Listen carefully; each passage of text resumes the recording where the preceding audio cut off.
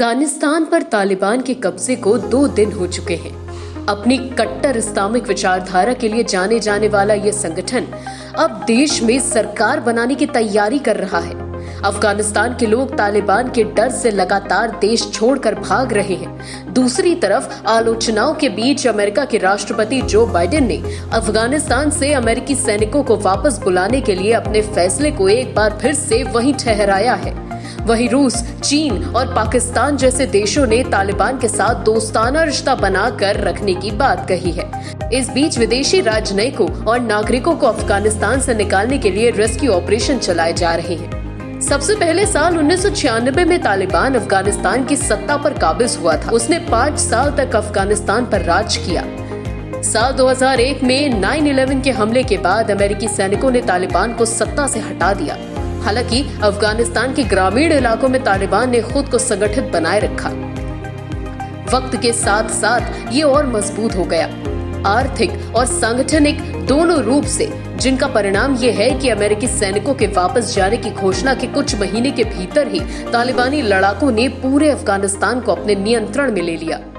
5वां सबसे अमीर आतंकी संगठन सत्ता में न रहते हुए अपने संगठन को चलाने और लगातार उसका विस्तार करने के लिए तालिबान ने अलग अलग स्रोतों से कमाई की। इसमें अफीम की खेती से लेकर तस्करी और माइनिंग से हुई कमाई शामिल है। साल 2016 में फोर्ब्स पत्रिका ने सबसे अमीर आतंकी संगठनों की एक लिस्ट निकाली थी। इस लिस्ट में तालिबान 5वें स्थान पर था। सबसे ऊपर ISIS को जगह मिली थी। फोर्ब्स की लिस्ट के मुताबिक जहां ISIS सालाना $2 अरब का टर्नओवर कर रहा था, तो वहीं तालिबान $400 मिलियन यानी कि करीब 2900 करोड़ रुपए का। अगले 4 साल में तालिबान की कमाई में बहुत तेजी से बढ़ोतरी हुई। नाटो की एक रिपोर्ट के मुताबिक साल 2019-20 में तालिबान का बजट $1.6 अरब यानी कि करीब 11,000 करोड़ रुपए का रहा।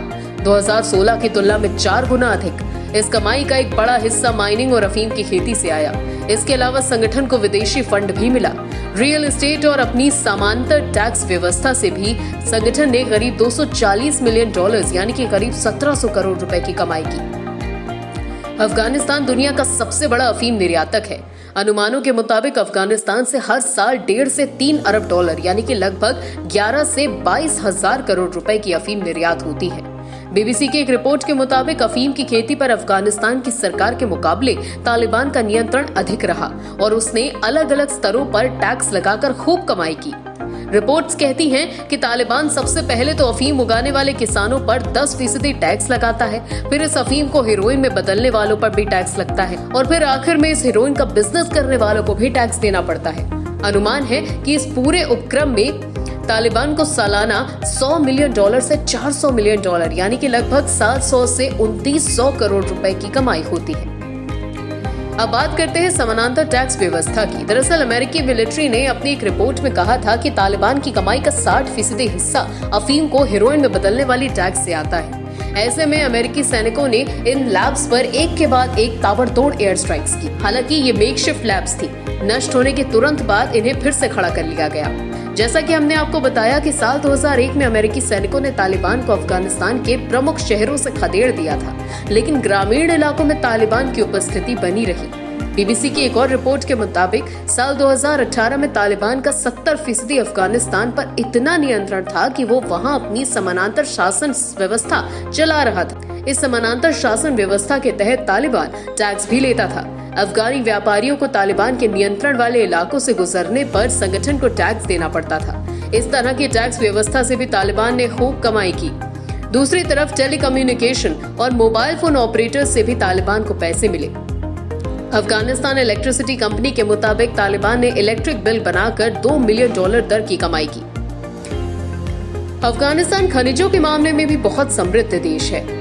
अनेक आर्थिक अनुमानों के मुताबिक अफगानिस्तान में खनिज क्षेत्र की कीमत लगभग $1 अरब आंकी गई है। हालांकि ज्यादातर खनिज अभी छोटे स्तर पर और गैर कानूनी तरीके से ही होता है। इसी गैर कानूनी माइनिंग का फायदा तालिबान ने उठाया। संयुक्त राष्ट्र की analytical support and Sensex monitoring report 2014 के मुताबिक तालिबान ने दक्षिणी हेलमंद में चलने वाले 25 से 30 गैर कानूनी माइनिंग ऑपरेशंस के जरिए हर साल $10 मिलियन यानी कि करीब 74 करोड़ रुपए की कमाई की। बताया गया है कि तालिबान खनिज ले जाने वाले प्रत्येक ट्रक के एवज में $500 यानी कि 37,000 रुपए वसूलता है। नाटो की एक और रिपोर्ट के मुताबिक पूरे देश में माइनिंग के जरिए तालिबान को हर साल लगभग 460 मिलियन डॉलर यानी कि करीब 3400 करोड़ रुपए की कमाई होती है। इसके अलावा यही रिपोर्ट बताती है अमेरिका और अफगानिस्तान के अधिकारी समय समय पर पाकिस्तान, ईरान और रूस पर तालिबान को फंड देने का आरोप लगाते रहे हैं। दूसरी तरफ ये बात भी सामने आई है कि लोगों ने निजी तौर पर भी तालिबान को खूब पैसे दिए हैं। ऐसे लोग मुख्य तौर पर पाकिस्तान, सऊदी अरब, साथ ही कतर से संबंध रखते हैं। CIA की एक रिपोर्ट में बताया गया था कि साल 2008 में तालिबान को खाड़ी देशों से लगभग 700 करोड़ रुपए फंड के तौर पर मिले। फिलहाल अनुमान है कि तालिबान को हर साल 250 से 500 मिलियन डॉलर यानी कि 1800 से 3700 करोड़ रुपए का विदेशी फंड मिलता है। साल 1996 से 2000 के बीच तालिबान ने अफगानिस्तान पर शासन किया। इस दौरान उसने किस आर्थिक मॉडल को अपनाया, इस सवाल का जवाब जानने के लिए अफगानिस्तान में सोवियत संघ और उसके बाद के उथल-पुथल के दौर के आर्थिक मॉडल को जानना जरूरी है। सोवियत संघ के रहते हुए अफगानिस्तान में प्राकृतिक गैस सेक्टर का काफी विकास हुआ। अफगानिस्तान के लोगों के लिए रोजगार के मौके पब्लिक सेक्टर में बने। हालांकि सोवियत सेक्टर के जाते जाते देश में अराजकता बढ़ती गई और अवैध इकोनॉमी फलने फूलने लगी।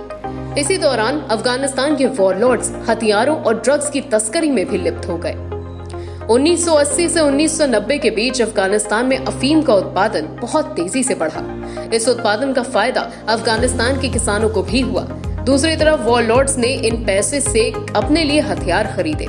एक लंबे समय तक अफीम उत्पादन अफगानिस्तान की अर्थव्यवस्था का आधार रहा। सन 1990 के दौर में अफगानिस्तान दुनिया भर की अफीम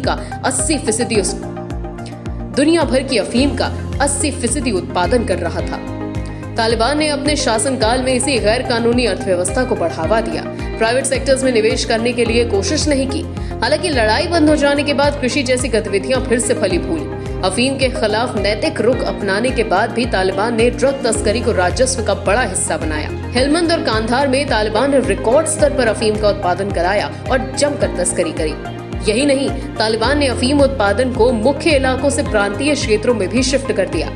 महज ड्रग्स तस्करी के जरिए तालिबान ने सालाना 2 अरब डॉलर यानी कि करीब 14,000 करोड़ रुपए की कमाई की। तालिबान के शासन के दौरान कृषि क्षेत्र में सुधार हुआ। 1988 से 2001 के बीच अनाज और लाइव स्टॉक प्रोडक्ट्स का उत्पादन बढ़ा। लेकिन साल 2001 में पड़े सूखे से स्थितियां फिर से पहली जैसी हो। देश में एक बार फिर से खाद्य पदार्थों का संकट उत्पन्न हो गया। 2001 में अमेरिका के आ जाने के बाद कई देशों ने अफगानिस्तान को फंड दिया, जिससे एक बड़े स्तर पर इस संकट से उबरने में मदद मिली। आज तालिबान ने एक बार फिर से अफगानिस्तान पर अपना कब्जा कर लिया है और कहीं न कहीं ये सिर्फ अफगानिस्तान के लिए ही नहीं बल्कि पूरे विश्व के लिए एक बड़ा संकट है और आने वाले वक्त में एक बेहद बड़ा संकट बनकर उभर भी सकता है। ऐसे में सभी को एक साथ आकर तालिबान के खिलाफ इस जंग को जीतना होगा।